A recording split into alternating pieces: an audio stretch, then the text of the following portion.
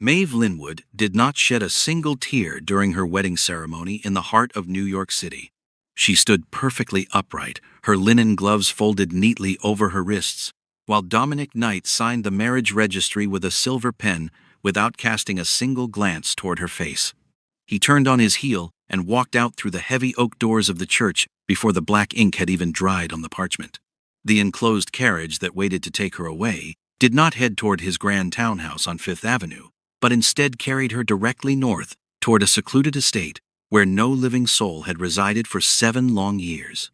She pressed her bare hand flat against the cold glass of the carriage window as the city lights faded into dark woods, making herself a single quiet promise that she would not allow herself to disappear for the convenience of any man.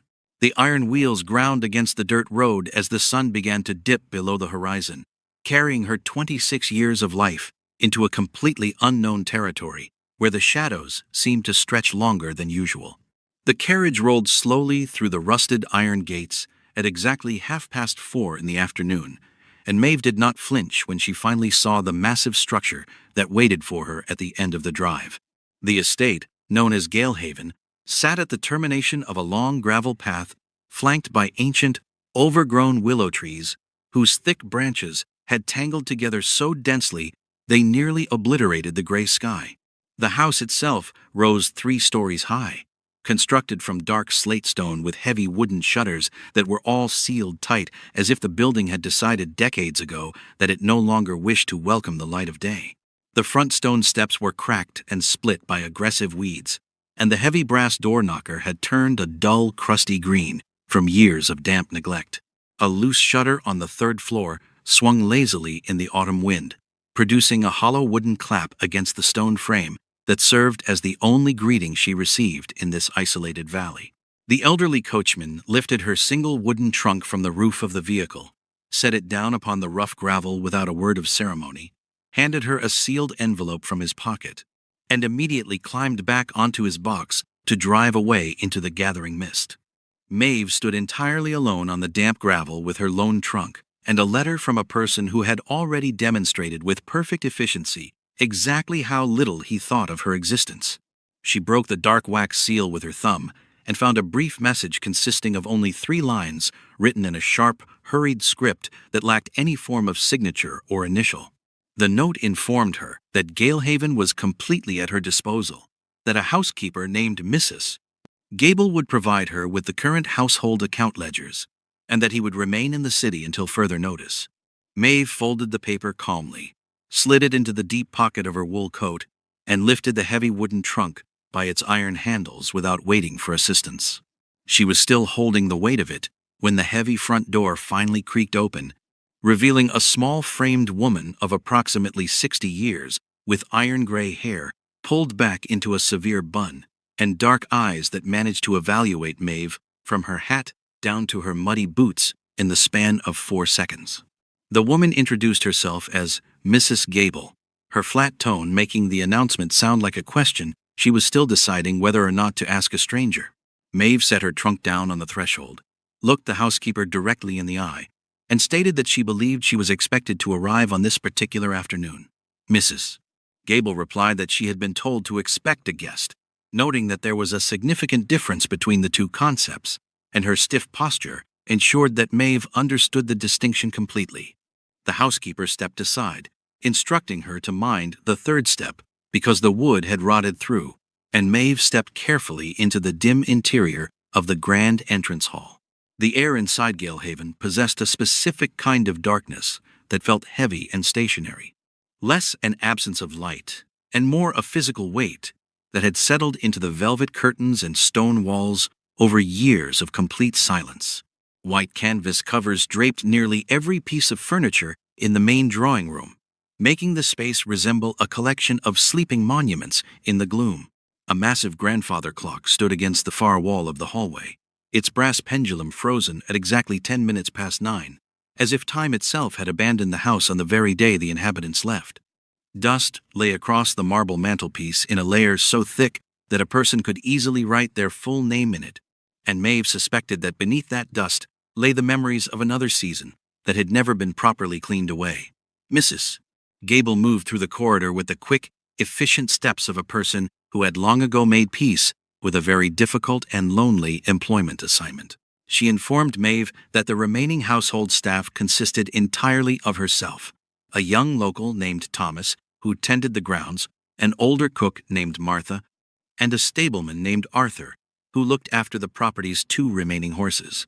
Maeve looked up at the grand central staircase, noting that the handrail was made of solid, beautifully carved walnut, though a section of the red carpet had torn away from its brass rod and lay bunched on the landing. She asked the housekeeper how long the main house had been allowed to deteriorate into this specific condition without any regular maintenance. Mrs. Gable's jaw tightened visibly as she responded that the property had been kept in exact accordance with the formal instructions provided by its owner.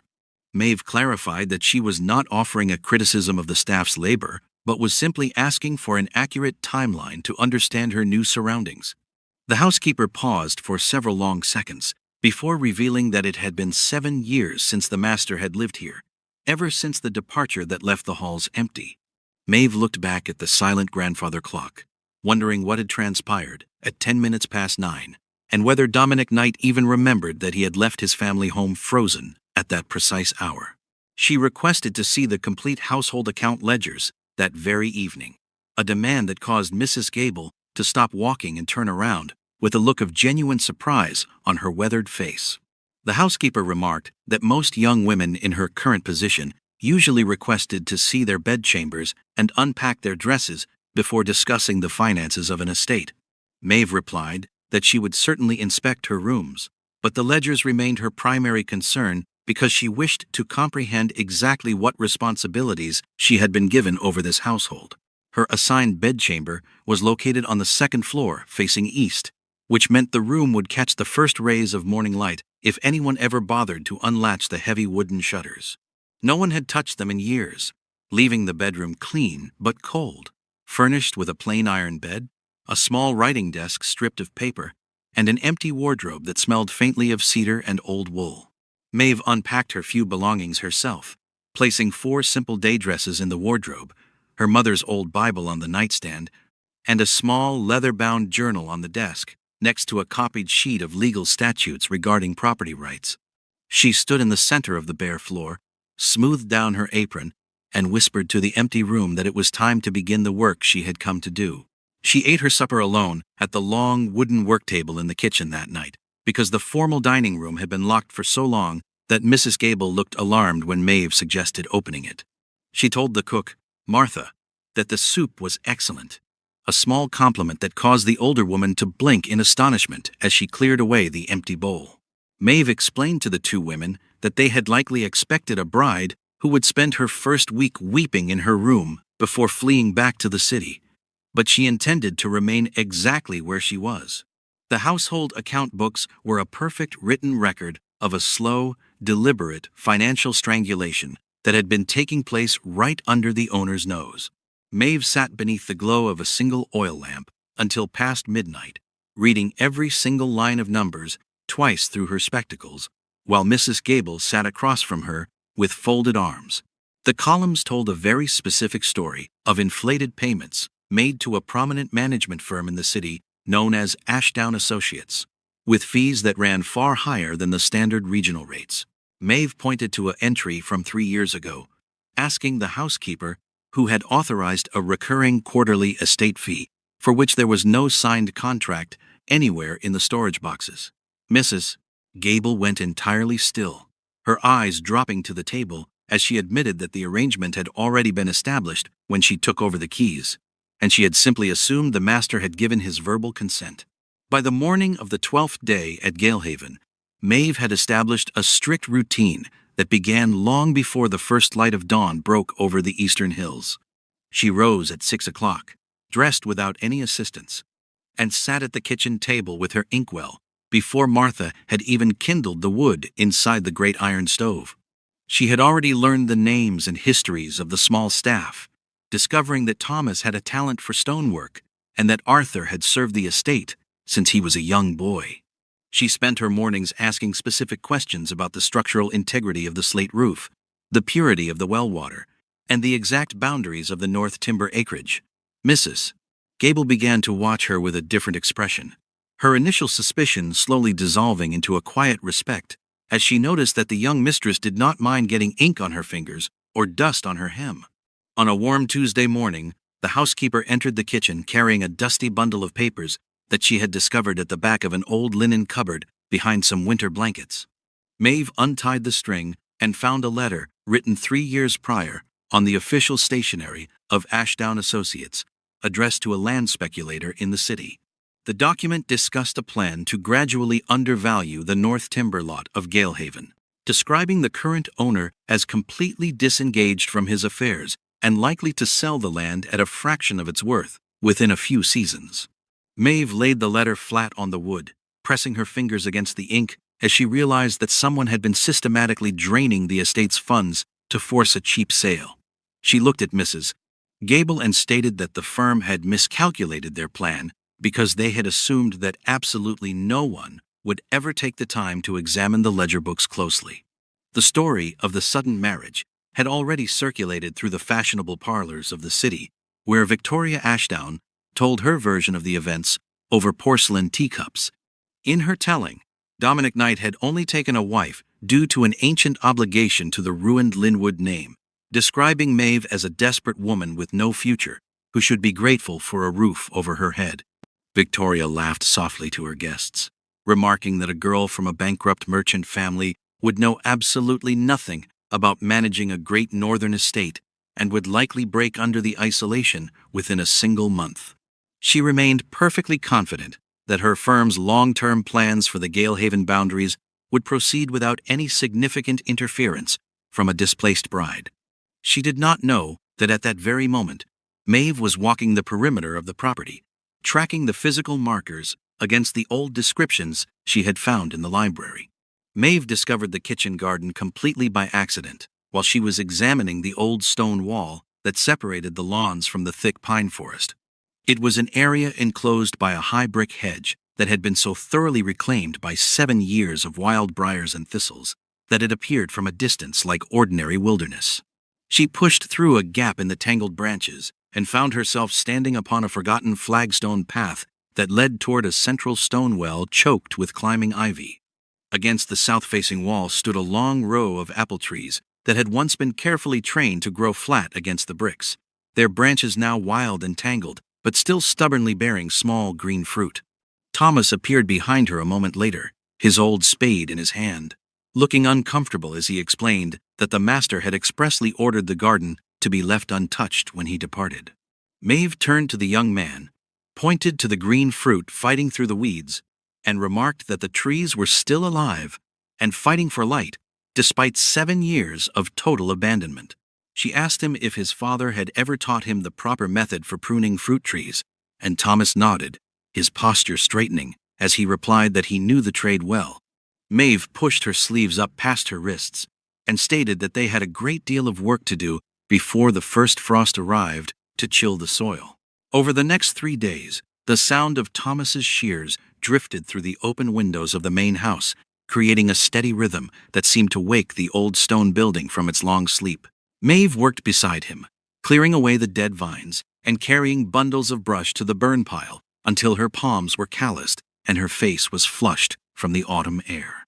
By the conclusion of the 3rd week, the transformation had begun to spread from the garden into the main house itself, starting with the long-closed eastern parlor. Martha and Mrs. Gable spent an entire afternoon beating the heavy woolen rugs until the air was thick with gray dust, while Maeve unlatched the heavy iron bolts on the shutters and threw the windows wide to let in the smell of pine and sun. The white canvas covers were taken down and stored in the cellar, revealing beautiful mahogany chairs and small tables that had been carved by master craftsmen long ago. Maeve placed a simple earthenware pot filled with fresh wild mint and rosemary on the center table, completely changing the scent of the room from old grief to living green. Mrs. Gable stood in the doorway, observing the sunlight slanting across the polished floorboards, and remarked that the room had not looked this way since the night the music stopped. Maeve sat at the secretary desk in the corner of the parlor and began drafting a formal letter to an old family attorney named George Pendleton, who had handled her late father's remaining legal documents. She wrote with extreme precision, avoiding any emotional complaints or decorative language, focusing entirely on the documented discrepancies in the timber receipts and the uncontracted management fees. She explained that she was holding original correspondence that suggested an intentional effort to devalue the estate's primary assets and requested a summary of the legal protections available to an estate executor under the state laws. She sealed the envelope with plain brown wax and gave it to Arthur with strict instructions to ride to the nearest post town immediately, without mentioning the letter to anyone he might meet at the tavern. The response from the city arrived 4 days later, delivered by a tired courier who looked relieved to find a house with open windows and smoke rising from the chimney. The packet contained a brief, formal note from Attorney Pendleton's chief clerk, confirming that the attorney would review the documents during his upcoming circuit journey through the northern counties and would call at Galehaven within the month. Tucked beneath the legal parchment was a second letter written in a familiar, elegant hand that Maeve recognized instantly as belonging to Victoria Ashdown herself. The message was filled with sweet, patronizing warnings, suggesting that an inexperienced young woman should remain quiet in the country and leave the heavy burden of estate business to those who had managed the Knight family interests for decades. Maeve read the warning to the end, then placed it neatly inside her leather journal, next to the columns of stolen figures, feeling a cold certainty that the battle had finally begun in earnest. The first physical confrontation occurred on a chilly Thursday afternoon, when a representative from Ashdown Associates, named Roger Vance, arrived at the front door without any prior notice. He was a man of 40 years, dressed in an expensive broadcloth coat that looked entirely out of place against the mud of the country drive, and he carried himself with the supreme confidence of a man who had never been questioned by a woman. He did not look at Arthur when he handed him his horse's reins, demanding to speak immediately with the master of the house regarding an urgent business matter. When Mrs. Gable informed him that Dominic Knight was not in residence, Vance frowned and stated that he would then speak with whoever was currently mismanaging the domestic accounts. Maeve received him in the eastern parlor, remaining on her feet, near the window, and choosing not to offer him a seat or a dish of tea. Vance looked around the bright room, his eyes lingering on the uncovered mahogany furniture and the fresh herbs on the table with an expression of intense annoyance. He adjusted his silk necktie and stated that his firm had noticed some highly irregular movements in the local bank accounts connected to Galehaven and wished to correct the confusion before it caused trouble. Maeve informed him that there was absolutely no confusion regarding the records, as she had personally copied every single entry dating back 4 full years. She listed the exact differences between the local timber market values and the receipts logged by his firm, noting that she had already engaged legal counsel to review the matter. Vance's patronizing smile vanished instantly, his face turning a dark, mottled red, as he warned her that she was interfering in ancient family relationships that she could not possibly comprehend.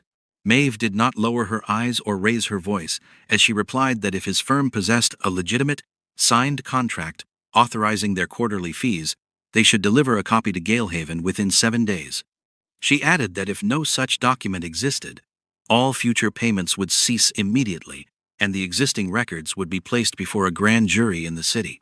Vance stared at her for a long moment, his teeth clenched so tightly his jaw muscles twitched, before he turned on his heel and slammed the heavy oak door behind him as he left. Mrs.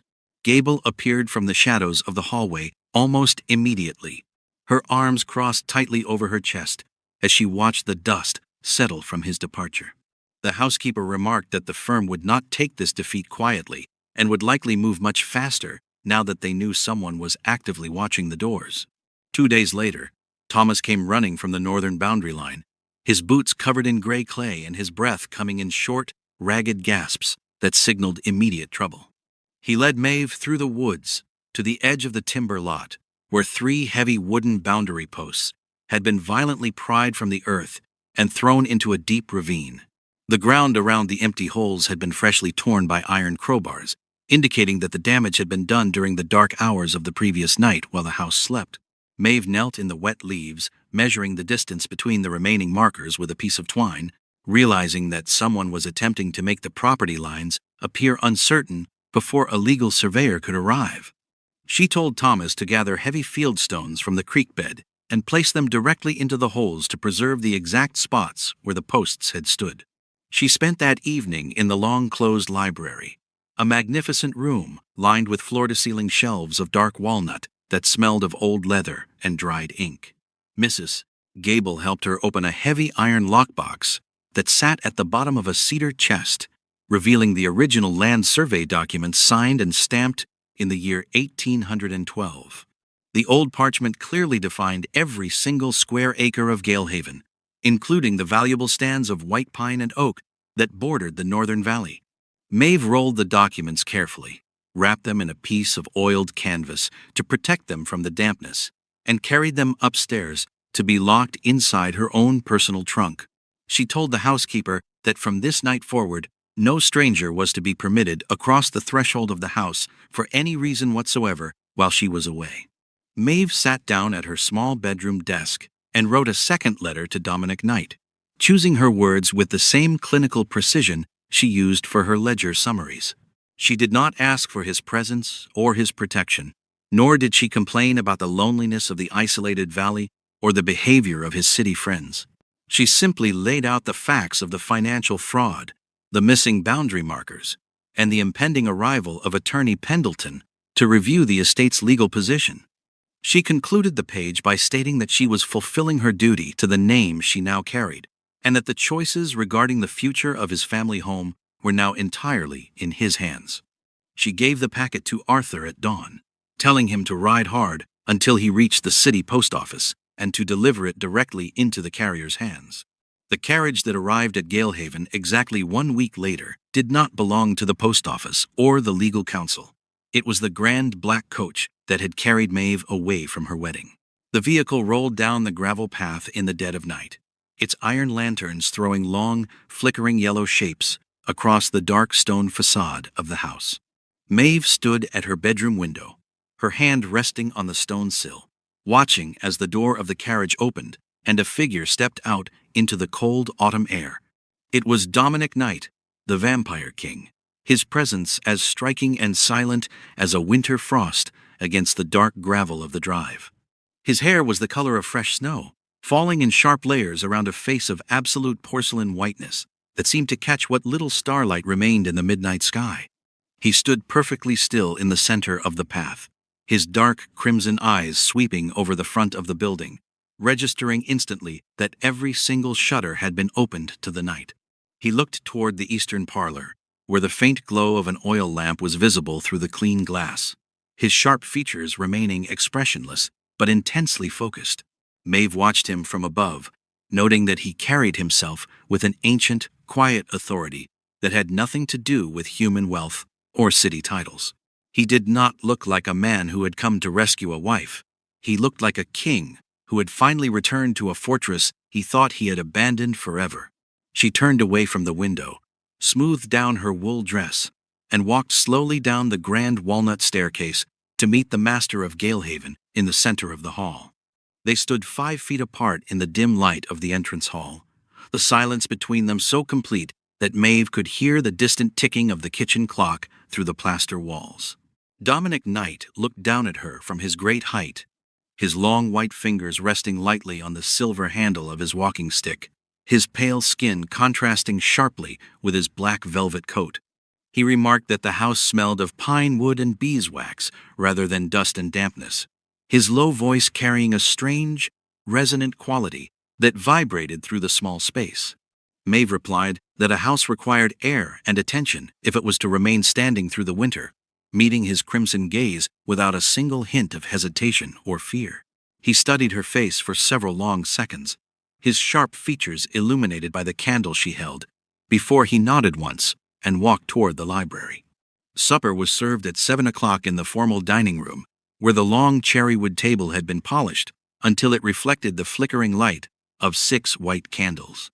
Dominic sat at the head of the long board while Maeve took her place at the opposite end, the vast length of polished wood stretching between them like a river of dark water. He did not touch the roasted venison or the root vegetables that Martha had prepared, sitting perfectly still in the shadows while Maeve ate her meal with calm, deliberate movements.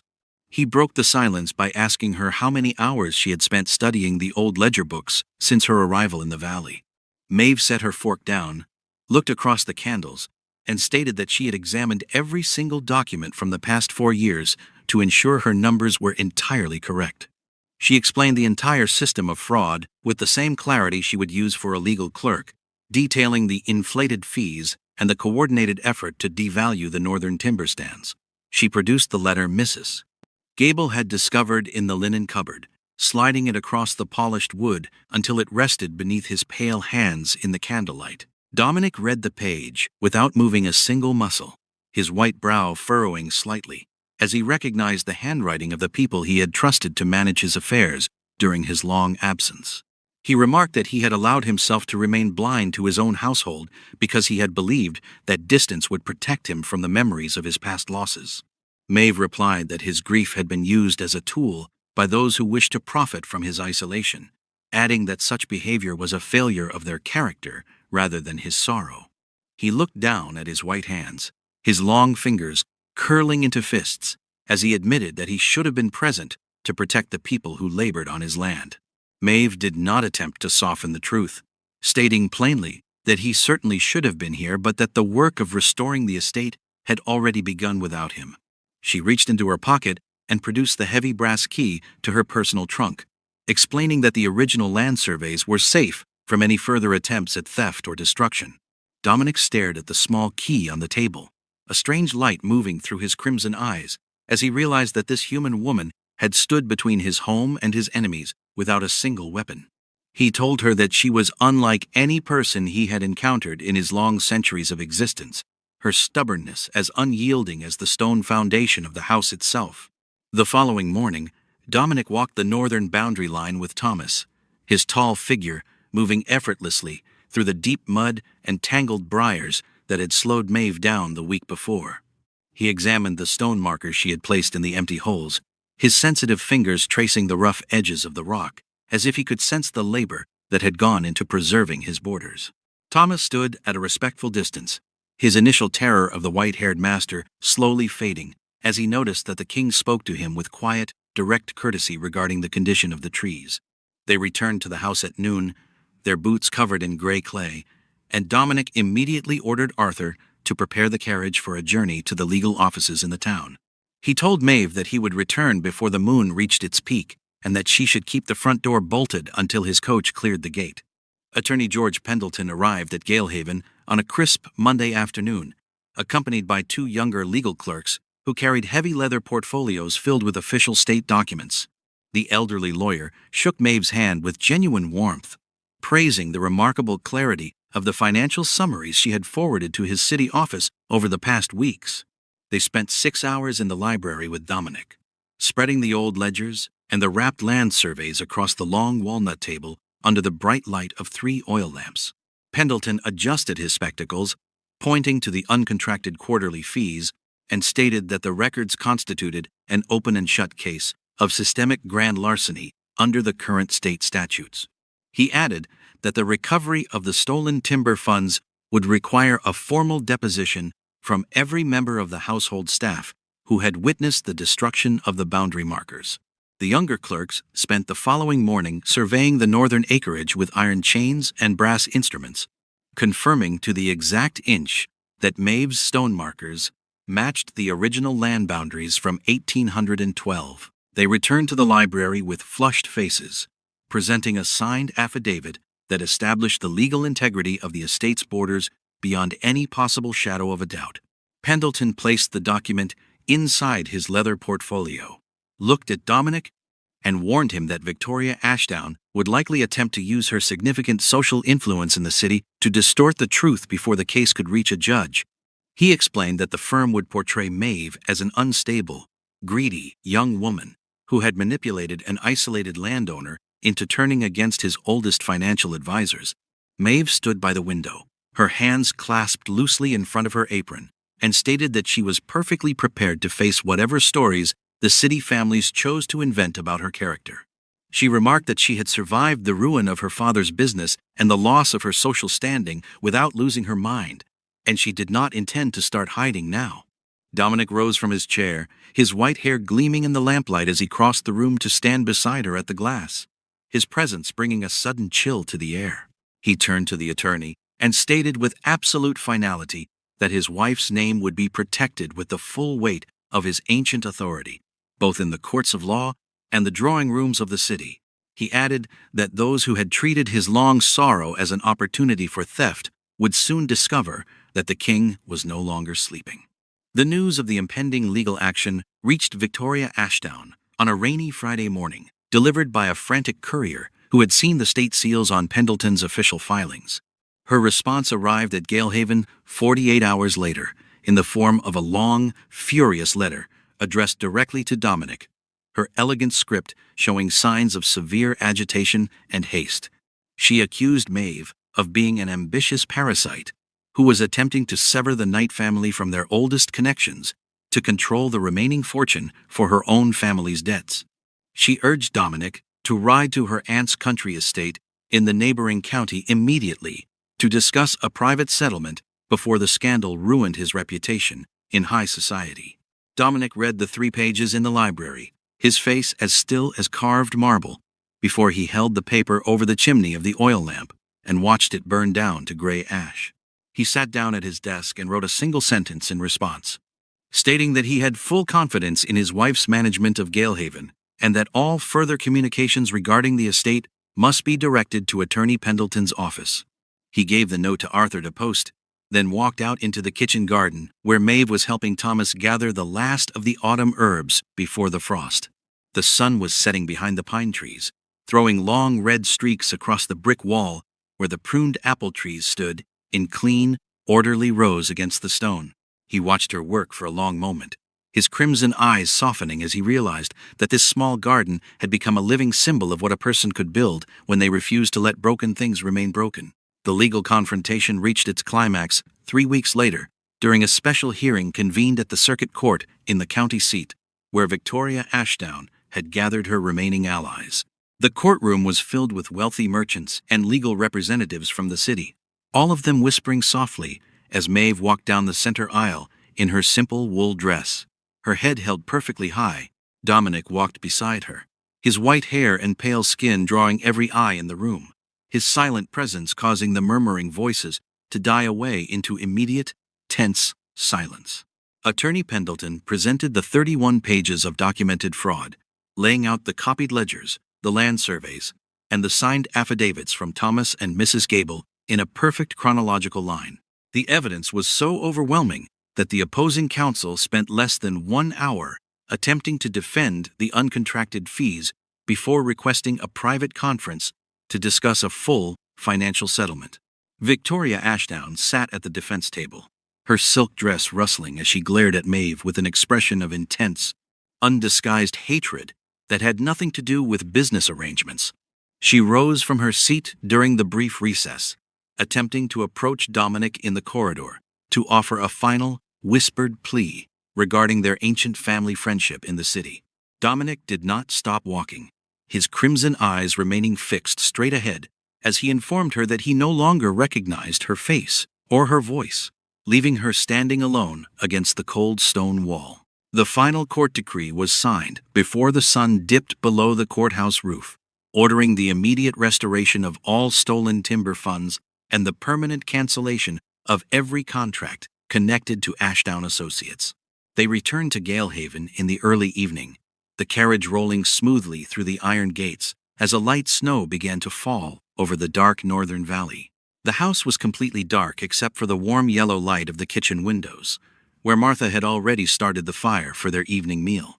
Maeve carried her leather journal up to the library, placing it on the walnut table next to the official court documents, feeling a deep, settled completeness that she had not known since her father's death. She looked out at the dark garden, where the snow was beginning to dust the rows of apple trees, realizing that her long winter of isolation had finally come to an end. Dominic entered the room a moment later, his white hair catching the glow of the single lamp, and crossed the floor to stand behind her chair. He placed his pale hand gently over hers on the leather cover of the journal, his skin cold against her warmth but his touch remarkably steady and sure.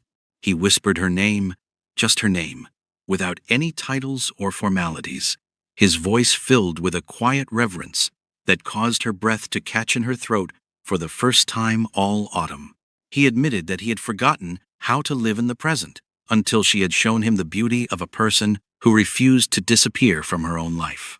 Maeve turned her hand beneath his, her fingers curling around his long white palm as she replied that she had stayed because she believed that both the house and the man inside it were worth the labor of saving. He bent his head down in the quiet room, his snow-white hair brushing against her cheek as he kissed her in the dark library, while the grandfather clock in the hall ticked its steady, recovered rhythm into the midnight air.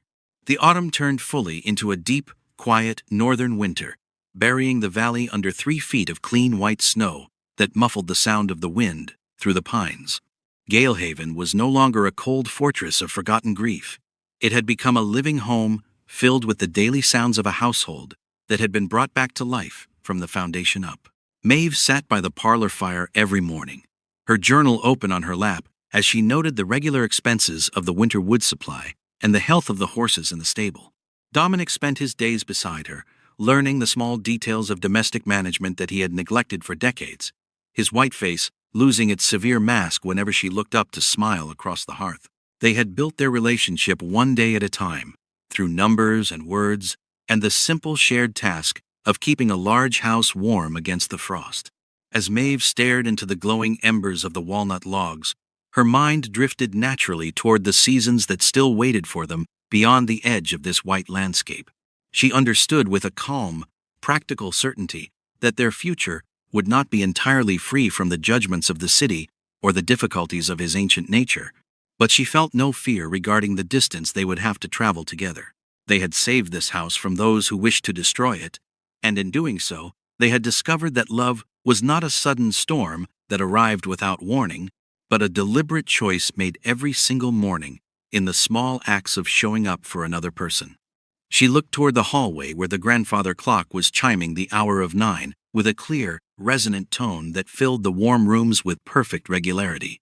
The shadow of the past 7 years had vanished from the stone walls, replaced by the quiet assurance of 2 people who had looked into the darkness, found each other's hands, and decided to stay exactly where they belonged for all the years to come.